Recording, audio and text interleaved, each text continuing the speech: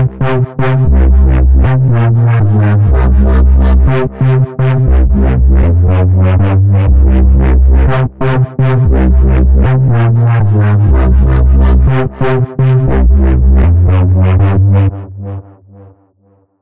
like this sound because, well, I created it, but also because it's not exclusively using virtual analog waveforms like a lot of the other sounds we've heard in these videos about bass sounds. Now, don't worry, I will also use a couple of sawtooth waves and sine wave, but the main body of the sound will be using a wavetable source. This wavetable is used in Engine 1. It's using the following sample, which has been splitted in chunks stored in the wavetable.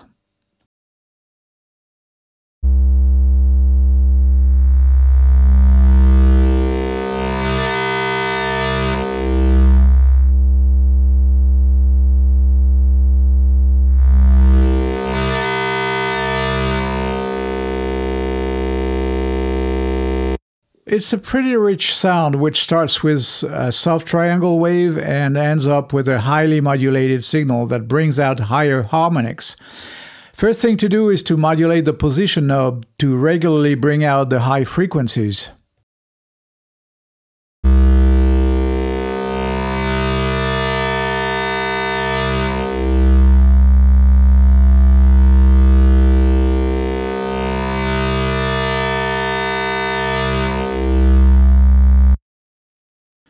And to emphasize the effect, we'll use the same modulation, which in our case is LFO2, to open the low-pass filter with the same period. Look at the blue dot, which reflects the modulation of the cutoff frequency.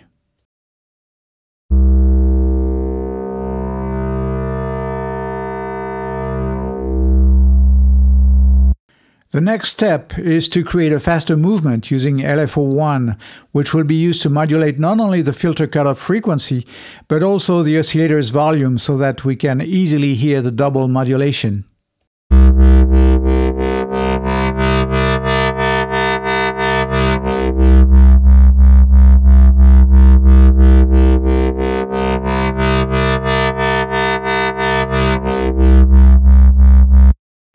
It's now time to add the analog waveforms. First, we'll use Engine 2 with a sawtooth oscillator.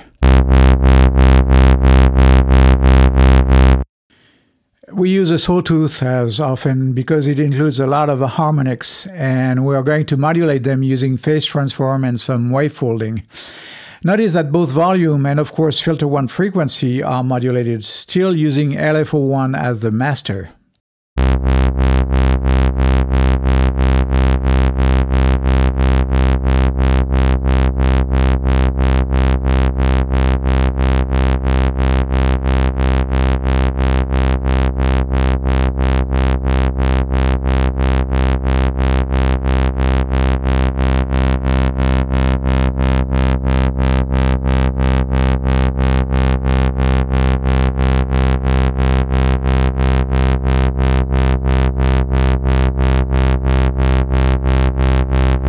And we can thicken this particular engine using the unison feature, which has slightly detuned voices and therefore more interesting in harmonics.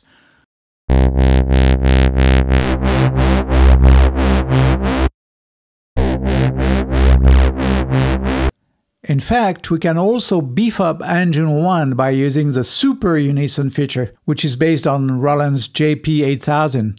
Which was famous for its super saw sounds, based on 7 detuned sawtooth oscillators.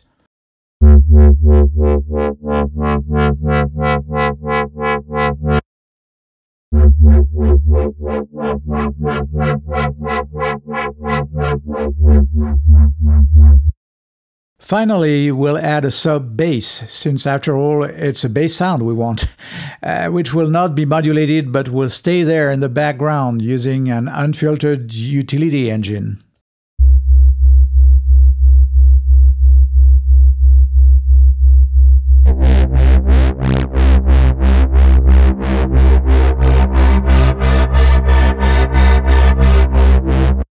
And if you find this sound not fat enough, don't worry, my friend, as we can use the effects section to give this sound its final fat touch, using a bit of distortion, compression, and a couple of equalizers that will be modulated by both LFOs to emphasize the sound movements.